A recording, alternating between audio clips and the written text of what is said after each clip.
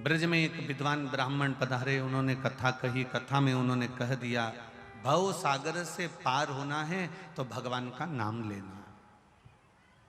भगवान का नाम लोगे, भव सागर से पार हो जाओगे।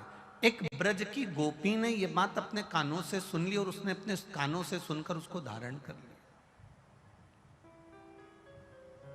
कारण से सुन के उस कानों से उसने उस बात को पकड़ लिया कि भगवान भव सागर से पार होने की एक सीढ़ी है, एक नौका है, उसका नाम लोगे भव सागर से पार उतर जाओगे। ये कथा आपने सुनी होगी।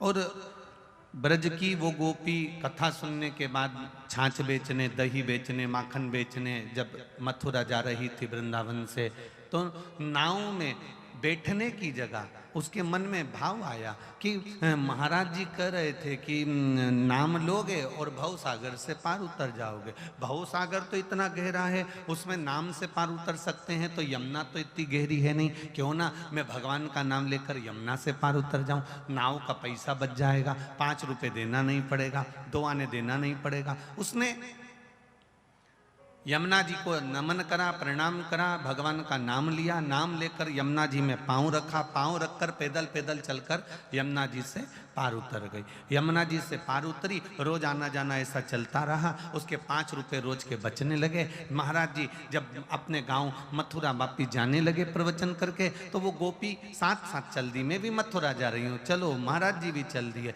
महाराज जी ने नाव बुलाई, गोपी ने कह दिया, नहीं नहीं नाव मत बुलाओ, आप ही ने तो कहा था कि भव सागर से पार उतरना है तो भगवान का नाम लेना है। अब मैं नाव में पैसा नहीं लगाती, मैं भगवान का नाम लेकर यमुना जी में पैदल चली जाती हूँ, पार उतर जाती हूँ। संत ने कहा, गुरु ने कहा, ब्राह्मण ने कहा, ये हो नहीं सकता, ऐसा होता है क्या? अरे डूब जाएंगे। नहीं नहीं महाराज नहीं डूबेंगे, तुम एक बार भगवान का नाम लेकर चलो तो सही। और संत ने जैसे ही भगवान का नाम लेकर जो यमुना जी में पांव रखा, तो संत तो डुबक डुबक डुबक डुबक डूबने लगे। गोपी ने हाथ पकड़कर खींचा और गोपी भगवान का नाम लेकर पार उतर गई।